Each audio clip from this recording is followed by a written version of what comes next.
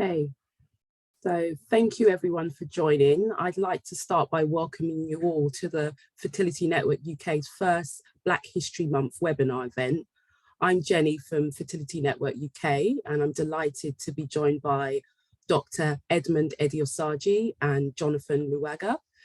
This evening, Dr Edi-Osagie will be discussing the shortage of Black donors in the UK, the subsequent impact on fertility clients from Black and or mixed ethnicity communities, and how setting up the first UK Black donor agency addresses these issues. Then Jonathan Luwagga will be sharing about his personal fertility journey as a Black man, providing us with an important and often missing perspective in conversations about infertility. This webinar is being recorded and it's available on our YouTube channel within the next week or two. All our webinars are free, but we are a small charity and rely on donations. So if you do feel able to make a small donation to help to put these webinars on, we'd really appreciate that. You can text to donate by texting FNUK and the amount you want to donate to 70085. So that's 70085. So for a one-off donation of £5, you can text FNUK 5 to 70085, or to donate £3, you would text FNUK 3 to 70085. Thank you in advance to anyone who feels able to do this, as it makes a real difference to us all. So in line with this year's Black History Month theme, time for change, action, not words, I'm delighted to introduce our first speaker. Dr Edmond Edi-Osagie is a senior consultant gynecologist from the Department of Reproductive Medicine at Manchester University's Hospitals Foundation Trust and honorary senior lecturer at the University of Manchester. He is also medical director of Aurora Reproductive Healthcare, ARH, which provides specialist fertility, assisted conception and gynecological services. ARH have clinics based in Manchester and Lekki. Dr Edi-Osagie is passionate about equity in reproductive health provision, and to that extent set up the entity called Ebony Concept that provides bespoke fertility services to people of African Caribbean origin. So over to you, Dr Edi-Osagie. Thank you. Thank you very much, Jenny. Thank you for the kind invitation and for that kind introduction. And thank you for all the participants in this webinar. And I think it's really opportune as we celebrate Black History Month to talk about issues pertaining to fertility in the Black community. I've been involved in fertility investigations and treatments for over the last 25 or so years. So I have seen an evolution in the availability of treatments, in the tools we have to help people, and in the success rates we get from the treatments we employ. But the one thing I haven't seen changing over that time is any significant change in bespoke provision to cater for the Black ethnic minorities. And I am hoping that as we have discussions like this, more and more of us will be stimulated to think about these issues and to work towards changing the narrative, as regards Black fertility situation. I always feel information sharing is important, and I think for us to even begin to understand what the issues, fertility issues in Black people are, it's really important that we understand what fertility is first of all. So I'll just take a few minutes just to explain to people what fertility is. We all know that it takes a man and a woman to make a baby. The male contributes the sperm, while the woman contributes the egg, and the, the womb that carries the baby. What a lot of people probably don't know is that whilst men can carry on producing sperm all of their lives, even till they get to 100 years, with women, they have a finite number of eggs that are placed in their bodies when they're little babies growing in their mother's wombs. And once all of those eggs are utilized, women do not produce any new eggs in life.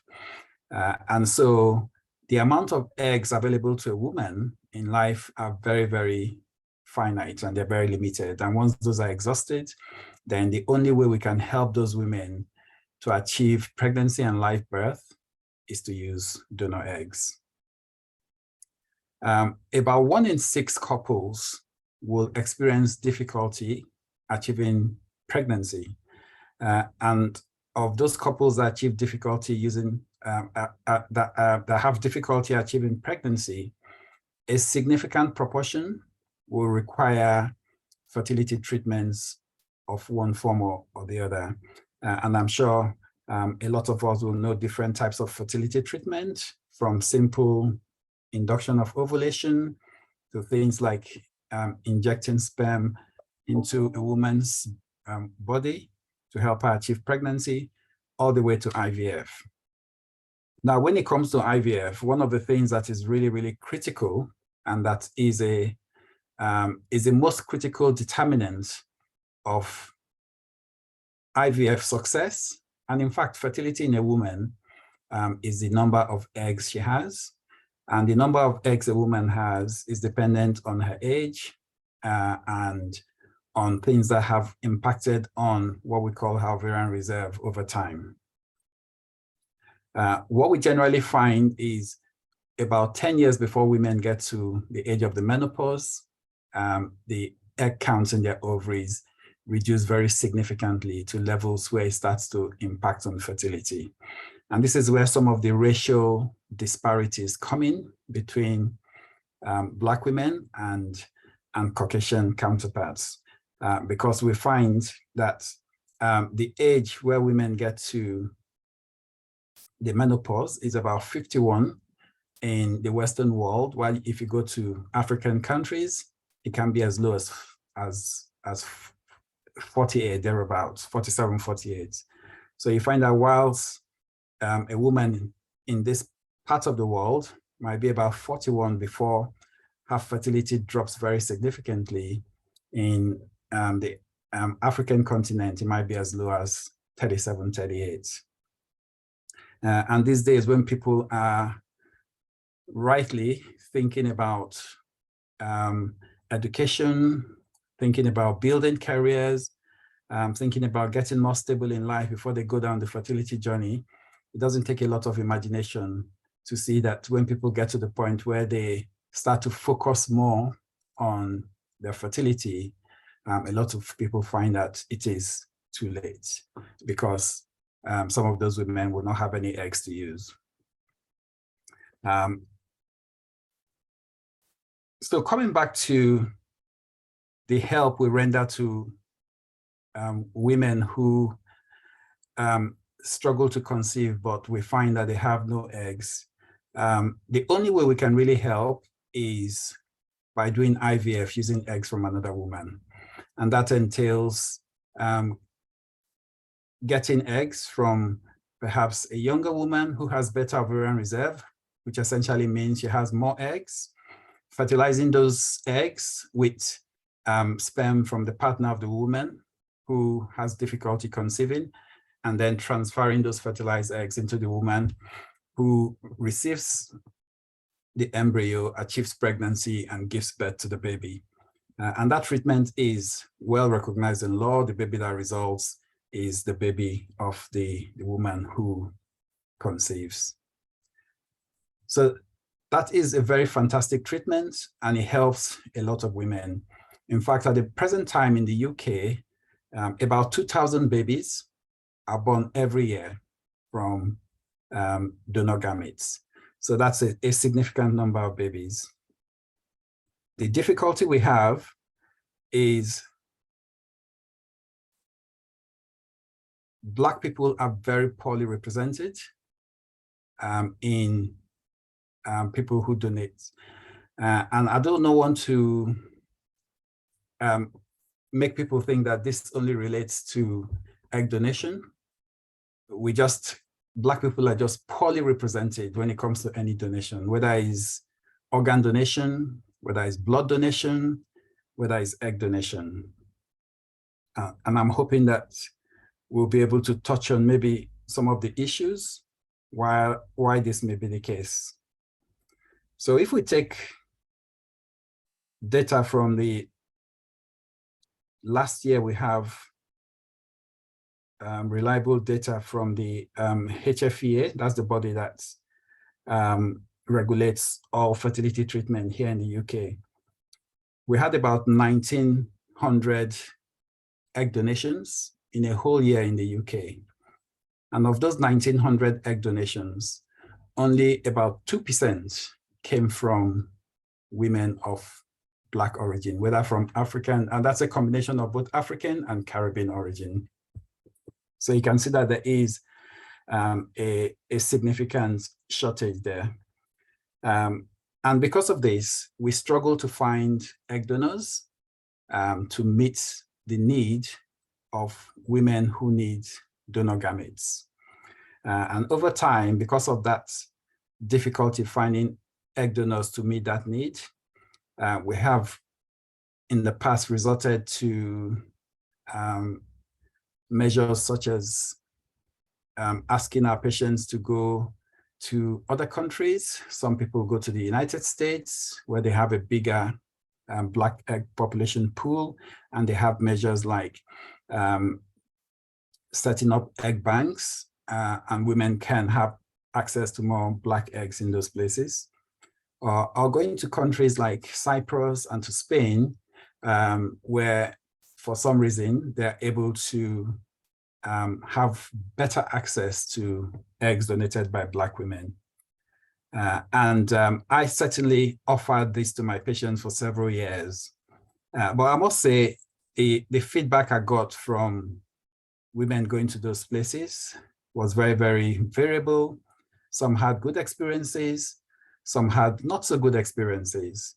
And for anybody who's been through such treatments, they will know that these are really expensive treatments. And if you're advocating that your patient goes through something like that, you got to be confident that they will have a good experience. So because of that, about 5 years ago, I started looking at alternatives, and I had an opportunity to attend a fertility meeting in Nigeria. And I got discussing with some of my colleagues there about some of the challenges we faced with finding Black egg donors. And as some of you may know, Nigeria is the most populous Black country in the world, with over 200 million people. Although we don't have exact statistics, they reckon about 70% of the population is under 30. So they have a huge pool of donors in that country, and they just do not have such difficulties.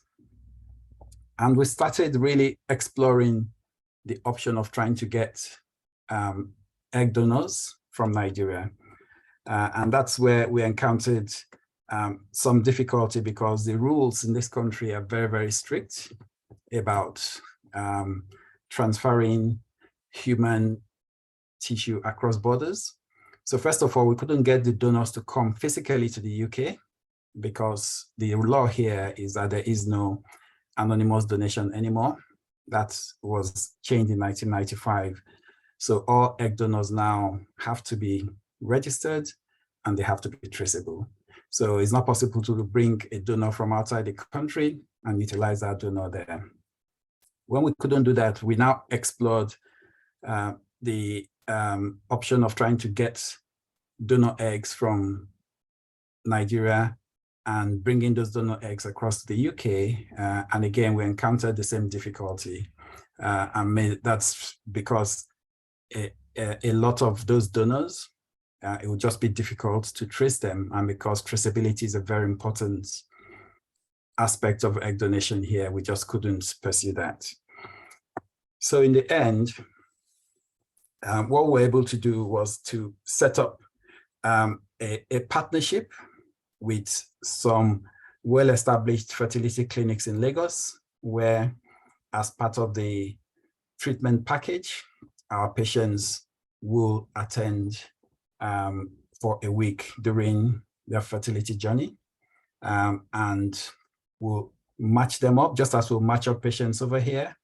We'll screen the donors along the same standards as we screen our donors here, and present the characteristics to the patients, and they will attend those clinics for 1 week during their fertility journey to get the donor eggs and utilize the donor eggs for their treatments. And I must say this has worked really, really well. And it's been a the feedback we've got from people who've utilized that service has been extremely, extremely positive. The success rates we get from that treatment package are between 50 and 60%, depending on the characteristics of the male and the female. So that has become very well established, but that only serves a certain proportion of patients who need that service, because there are many patients who, one, are unable to travel for one reason or the other, or choose not to travel for one reason or the other, or decide that they will prefer to have the donor resident here in the UK for one reason or the other. So because of that, we pursued various engagement programs with different organizations here in the UK, where we'll go to Black organizations, Black churches, Black community groups, talk to them, do a lot of awareness raising events. And almost invariably in all of these places we went to were well received. We had people who volunteered to come speak to us, gave us their contact details, and appeared willing to explore donating their eggs. And almost invariably what happens when we leave those places is that we get our team to follow up on those leads, to speak to these women afterwards. And I can tell you that in over 95% of cases, the trail goes very cold, and it becomes really difficult to contact those people. So, but we keep going and we keep engaging with organizations. And there is an organization that is making great strides now called CAN, Caribbean and African Health Network. And they are really keen to try and push this forward. And they are working closely with us on initiatives to try and improve awareness, educate people, firstly, about the need for Black egg donation, and about how people can help by participating in such programs. So this is where the Ebony concept got born, to try and, because when you look around, I find that there is really no service that caters for the Black African population. And we know that there are certain outcome disparities between Black people and their Caucasian counterparts. For instance, that Black people have about a 30% lower chance of achieving pregnancy using the same treatment modalities in people with the same characteristics, and for reasons we just don't fully understand. So we felt that we needed to try and improve the outcome of Black people when they're going through, improve the experience they have, and try and give them something a bit more satisfying and secure when they're going through such treatments. So we are working hard to try and educate people. We are working hard to try and get the message out there, and we're working hard to try and provide a more equitable service for Black people who need donor eggs. But it is a struggle, and we've still not been able to find answers to the riddle as to why Black people just do not come forward when it comes to donation of any gametes, tissues, or blood. And I'm hoping that people on this forum will be able to engage with us, and we'll try and find solutions together. We think there are serious cultural problems, and we think there are historical problems that maybe have to do with a distrust of established health institutions just because of the history Black people have had with engagement with such institutions. So yes, so that's our journey so far, and I will stop there for now, and hopefully we'll pick up on all of these things that I have introduced during the discussion. So thank you for having me again. Thank you, Dr. Edi-Osagie. Thank you so much. I'm sure some of you have questions already, so please put them in the chat box or the Q&A box as we go on, and we'll get through as many as we can at the end. We won't read out any names, so please be reassured that your questions will be totally anonymous. Thank you again, Dr. Edi-Osagie.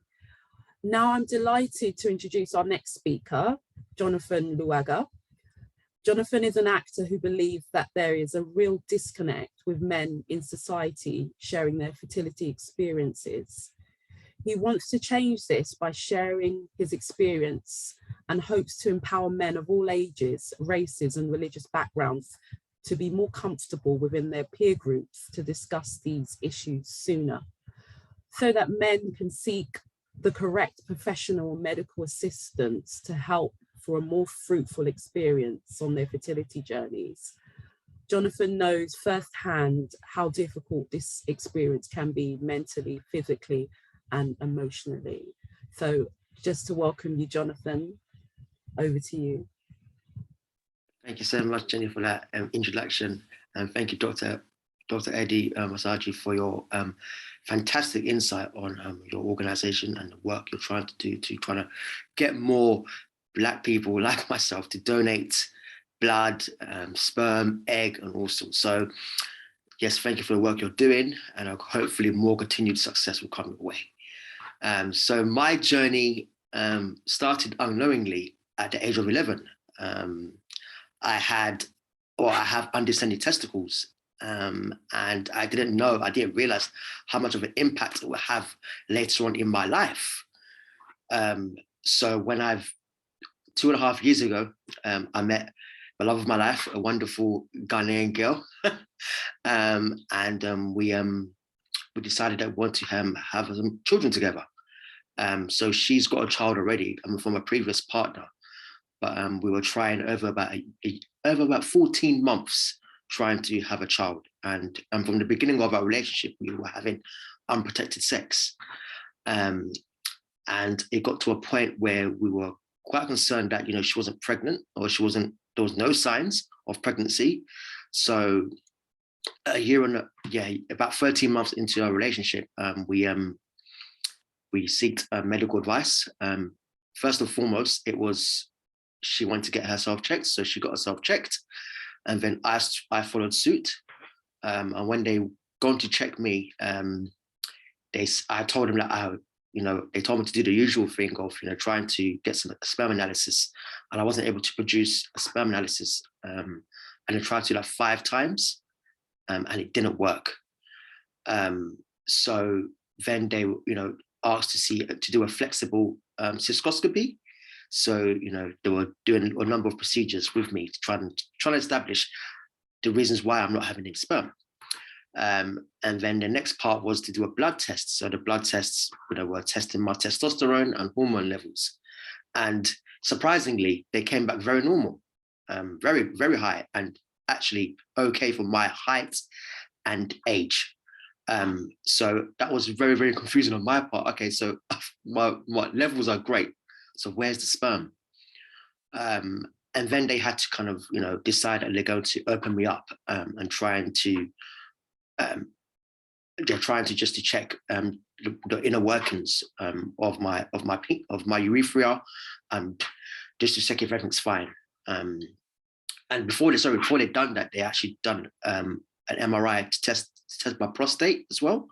So now, which I'm so thankful for, is now every year I now get a test. Now every year they do an MRI every year for me now, moving forward, to test my prostate, to make sure my prostate is okay as well. So if they check if there's any signs for any cancers or anything like that. So which is fantastic, which is great for me. So moving forward, they've done a procedure, a rigid cystoscopy, which I was put to sleep. And they checked inside, and there was no blockage.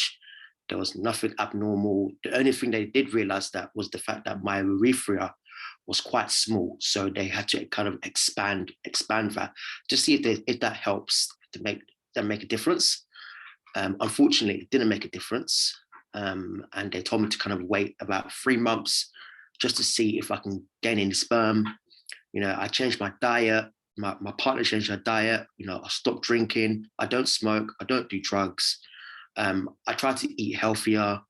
And then also, because of everything that's happened in between, I kind of got anxious, a lot anxious, and I developed thyroid problem. So I know that's genetic, but because my mum has it, so it kind of pushed forward. The doctors were quite shocked at how early it's come in part of my life. But I think that with the procedure, with everything I've been going through, it kind of moved. It became a lot quicker.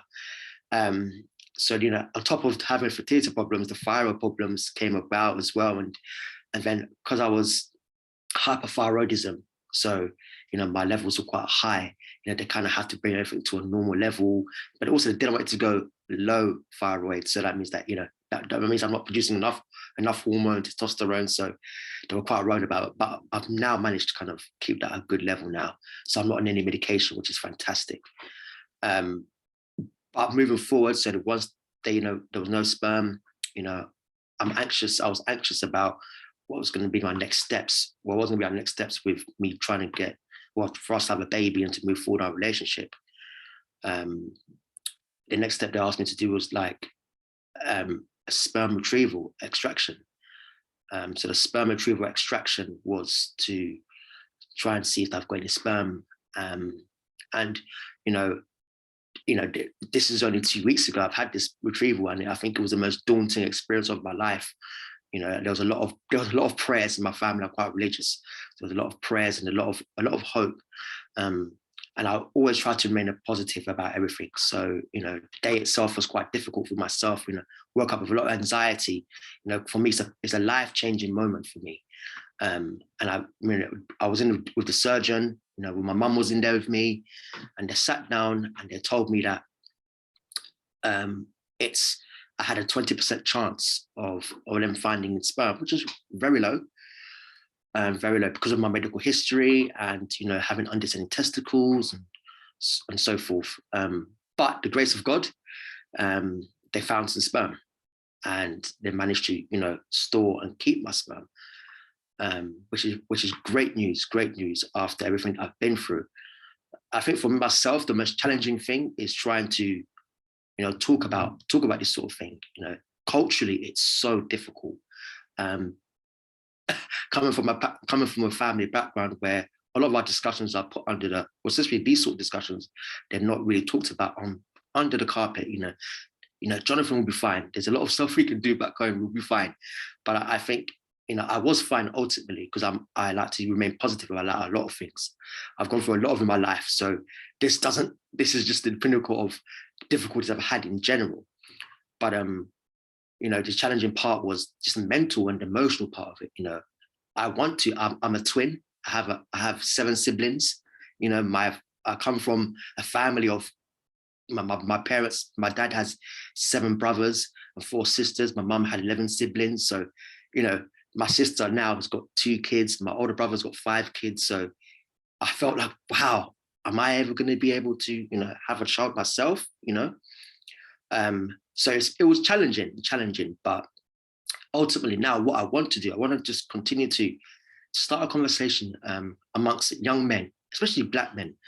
I've met some fantastic Black men now who are going through the same thing as me, but are so scared to talk about it, even just to their family member, even to their parent, because there's a real shame they feel like as if they can't do nothing about their issue when they can. And it's always pointing them to the right direction, you know. First, go and seek medical advice, because I'm not a doctor, so I'm not going to tell you what to do. I'm going to explain about my situation, what I done. You know, went to seek medical advice, and then, you know, just went from there.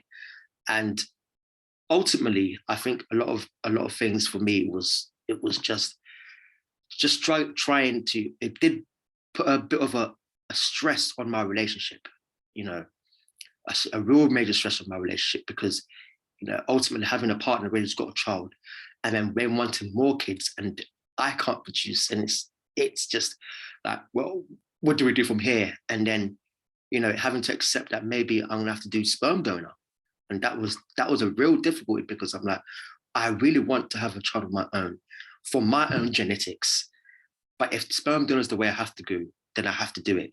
You know, it's not the end of the world. You know, adoption as well was an option. It's not the end of the world. And ultimately, you know, having had a partner and a child, I loved that. I loved her daughter. I love her daughter as much as she's my own child. And that doesn't take away the fact that I may not be biologically hers, but she's still part of my life. So having to accept those sort of things as well, adoption and sperm donation was difficult. And I spoke to my family about it, you know, my parents and and cousins, and everyone's, you know, they were happy with the way I want to go forward with my life and the things that I want to do. So I would ultimately, now I've got sperm, it doesn't take away the fact that just because I've got sperm, it doesn't mean that I don't want to donate my sperm. Absolutely, I would love to donate my sperm, because I feel as if I've been given an opportunity, and I'm going to use the opportunity to help others. So yeah, that's where my story is. And I want to advocate for more men, many more men, to go through the sperm donation. I'm reading the stats like you, Dr. Edi-Osagie. I'm reading the stats on HFEA. I'm reading the stats, and the stats are so low, incredibly low, and it's terrible. But there's only, like you said, culturally, and it's difficult for us Blacks in general to kind of give, because there's so many social stigmas that we are afraid of in terms of when you're giving, you know, sperm. You know, I mean, just giving blood is a difficulty. You know, when I go to give blood, my mum's like, "Oh wow, we're going to give you a blood. Like, are they going to give you more?" I said, "It's okay. We generate more blood. You know." So it's those things that they're not the elders are not really educated on that. But I think it's so important for us, those that are educated, or those that do have an understanding of certain things, to kind of help others and to show others it's okay. You know, it's okay. I have I have fertility problems, and I'm actually proud of that, because that doesn't define who I am as a person. That's just a part of my life. It doesn't define who I am.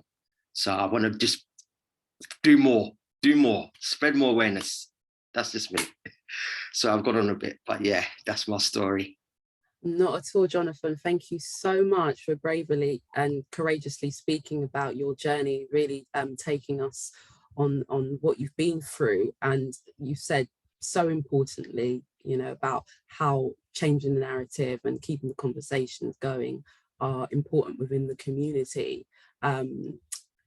Equally, you know, Dr. Edi-Osagie, you know, amazing hearing about the great work that you've been doing, and addressing some of these issues, highlighting that and addressing within the community, which is well needed.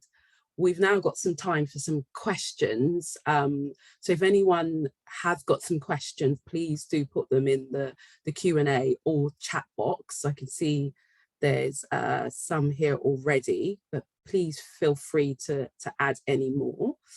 So you've spoken, and this is for both of you, if you have time, about some of the challenges that you faced, and as thinking about as Black men, how did you sort of overcome these challenges? Because what was your support, and how did being a Black man sort of impact things for you?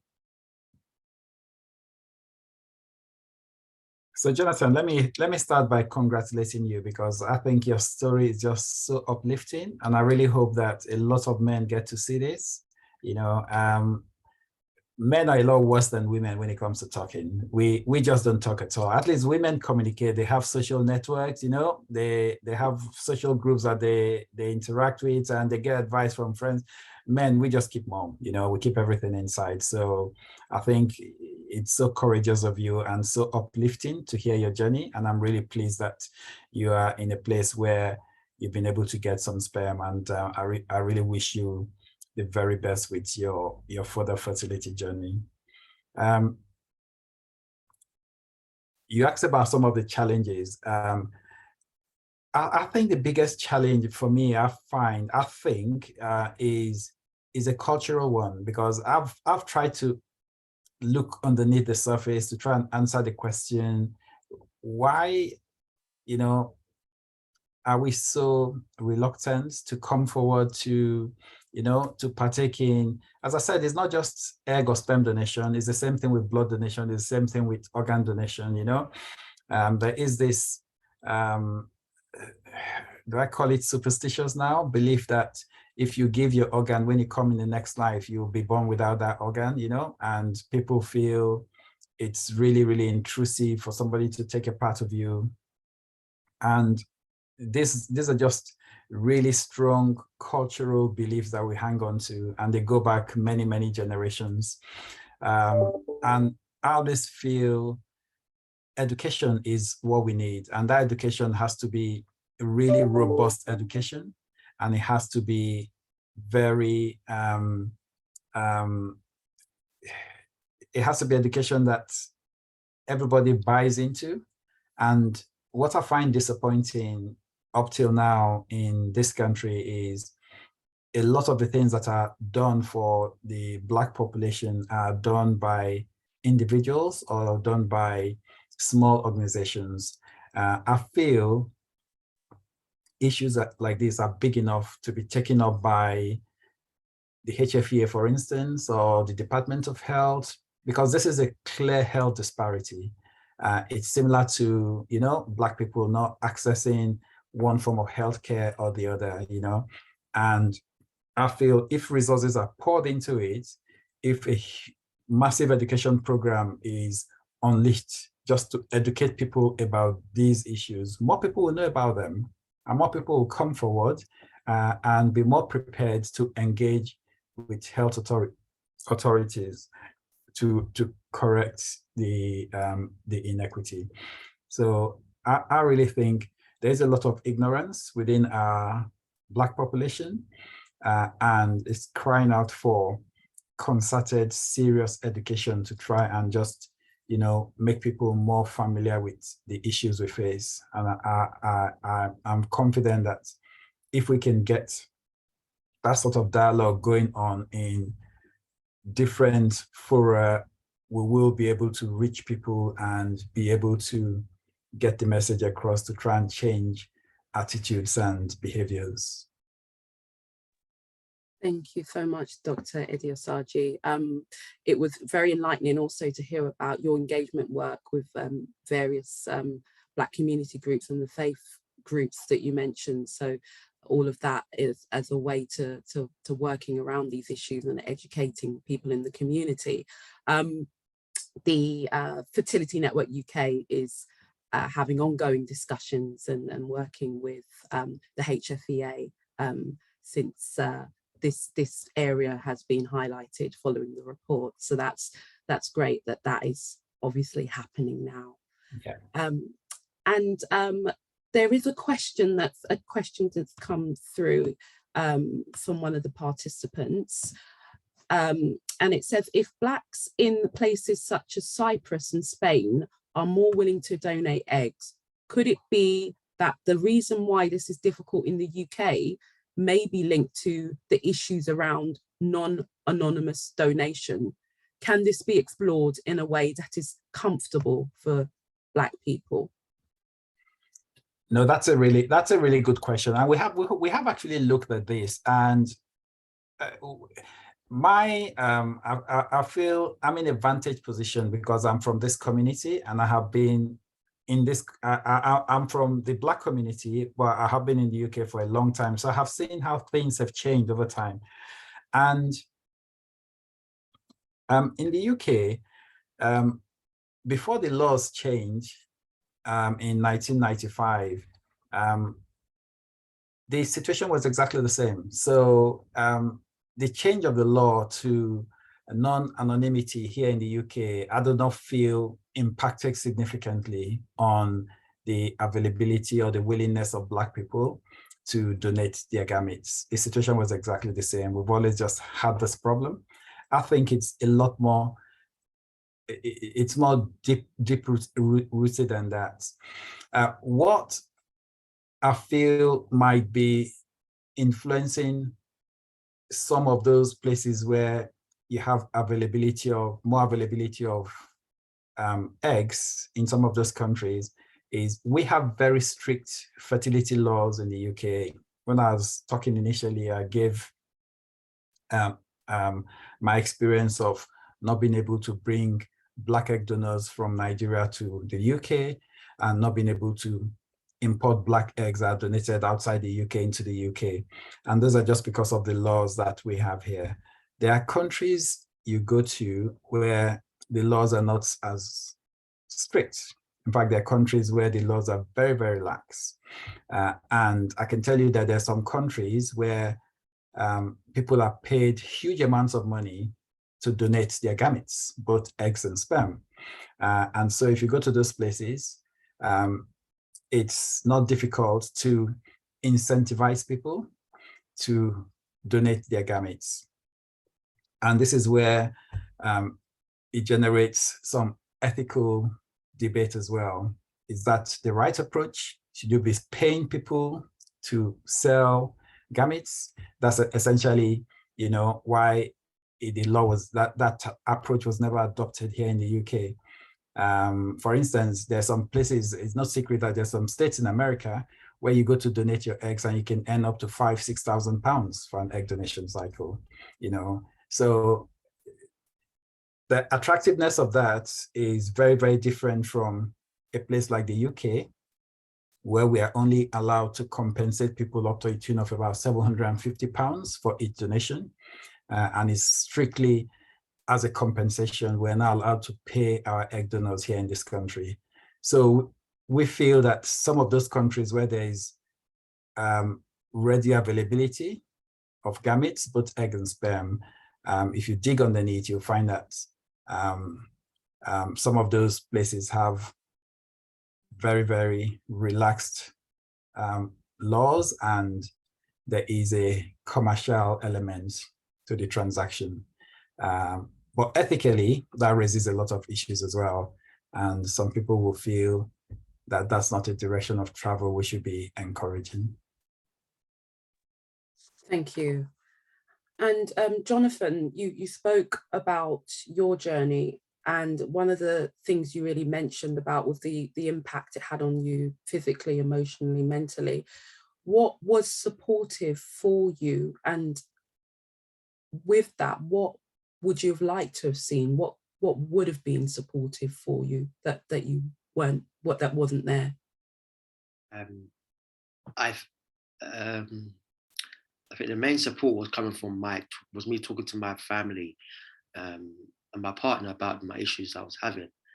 I think, going through a number of appointments, it was very difficult. I think there should kind of be more support for patients that are dealing with going through this fertility journey, in terms of hospital like a counsellor as such. I think there should be more awareness in terms of talking, because I think sometimes if you're scared about talking to your family and friends about this sort of thing, you don't want to kind of confine in them.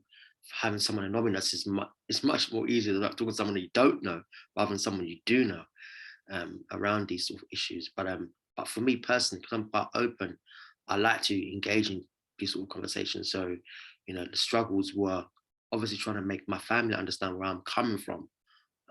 Although a lot of people wanted me to be a bit more downbeat, some people were telling me, if that was me, I'll be all over the place, I'll be down. But I think, me just being able to even just talk to them kind of helped me in that sense.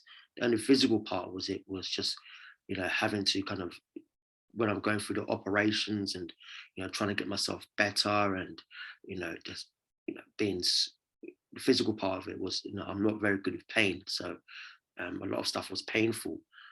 But I think, you know, just having to just medication, just dealing with that kind of, you know, the mental state of it was just, you know what, okay, this is for my future. That's all I thought about, you know, this is for my future. And, you know, every little thing I'm going through right now is definitely going to help me. And it's kind of has helped me. But I think, you know, like I said, I think having a good support network around you, it does help. But ultimately, I think for me personally, what I really wanted was to have more men of color, Black men, even Asian men, just being able to kind of talk to them about the journey and, you know, talk to other men. You know, I was too scared to kind of at the beginning talk to other men about my issues, but now I've kind of had conversations with other men who have gone through the same thing. You know, one man, I'm not going to mention his name, but he was so helpful before my operation. He told me everything I needed to do, you know, get ice packs, rest, all that sort of stuff. And he had been through the same thing as me. So it was very, very helpful to kind of have that around at this time. But ultimately, at the beginning, it was difficult because there was a real expectation that, well, I'm fine. I mean, let's just wait. You know, we've still got time. We're still young. Let's just wait. That was the initial reaction at the beginning. But now it's more like, okay, you know what? There's no time to waste. And I think personally, going through this is, you know, realizing that as much as women have body clocks, I think a lot of men who are going through the same thing as me, we have body clocks as well. You know, the doctor's telling me, you know, Jonathan, you need to kind of get this sorted because you've got until maybe like 36 and each year, you know, your sperm declines each year. So I needed to kind of just get myself mentally aware, like, right, I've got to do this now. If I don't do this now, I'm not going to do this. You know, so just having the support network there around me, you know, was just my family and friends were the most important thing for me right now. But obviously, I'm a religious person, and God, of course, and God, you know. So that was it for me. Thank you so much, Jonathan. We've had another question come in. It says, just wanted to understand regarding donor eggs. If you have a friend or family overseas who has frozen eggs that they are happy to donate to someone in the UK, is this allowed or possible? Yes, absolutely. So what I described in my talk is if you go to a clinic where you do not have anybody who's donating to you and you ask the clinic to find you a donor. So in the UK, that's the law of non-anonymity will pertain to that donor. If you are bringing a friend or a family member, and as long as you know that person and you have connection to that person, they can come from anywhere. You can bring them from Nigeria, you can bring them from anywhere, and they can donate for you. What the HFEA would assume is that since the donor is connected to you and you live here in the UK, they'll be able to reach that donor through you, and that's classed as a non-donation. So with non-donations, it's not an issue because you're in contact with the donor and, you know, and there's no issue of traceability.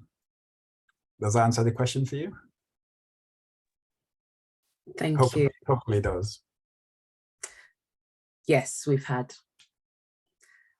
There was just on that point, Dr. Edi-Osagie, some of the evidence has showed that people are resorting to finding donors via social media and other ways. Is there anything you can say about the risks involved around Absolutely. I will discourage people from doing that. Actually, I watched a documentary on one of these television channels. I can't remember which one now, maybe Channel 4, Channel 5, a few years ago, and it was very, very troubling to me. The levels people go to try and bridge the gap of not accessing donors through legally recognized avenues. I'll discourage anybody from doing that because there's so many things that you risk. You risk acquiring sexually transmitted infections.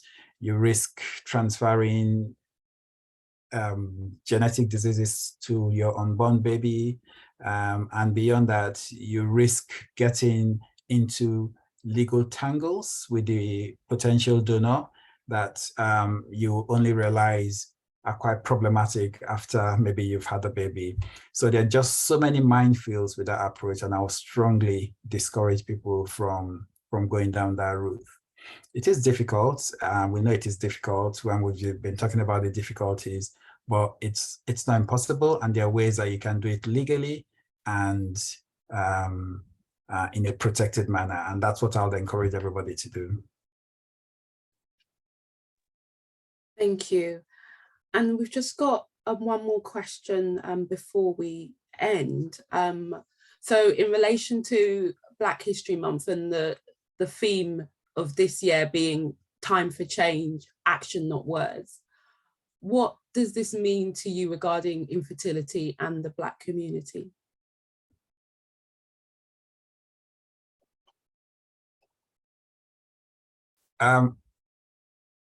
I think there's so much that we can do.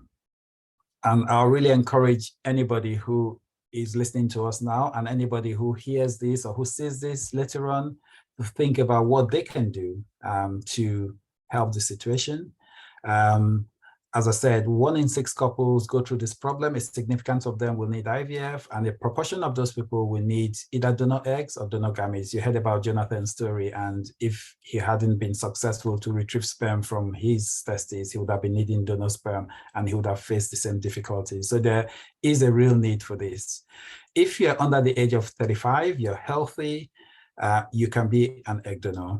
And, you know, if you think about it, please contact your doctor or your GP, and they will know a local fertility clinic where you can explore whether you can provide that service. There's a huge need for it. If you're a male under the age of 40, you can be a sperm donor. Again, the same thing. Contact your fertility doctor. With each egg donation or sperm donation, you get compensated for your time. For egg donation up to a tune of £750, for egg donation up to a tune of £750, for sperm donation up to a tune of £250. So there is some compensation. You don't get paid for it, which we agree is not the right thing to do because that's ethically a challenging approach. I think let's keep discussing this. Let's be open about it. There's no stigma, there's no shame with having fertility problems.